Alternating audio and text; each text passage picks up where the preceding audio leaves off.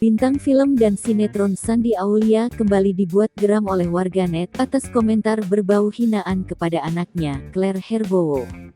Wanita berusia 34 tahun itu mengetahui komen tersebut dari penggemarnya yang mengirimkan komentar itu ke direct message DM Instagram. Ketika meladeni komentar berbau hinaan warganet yang satu ini, Shandy Aulia sangat geram karena anaknya yang tidak tahu apa-apa sampai harus dibesar-besarkan.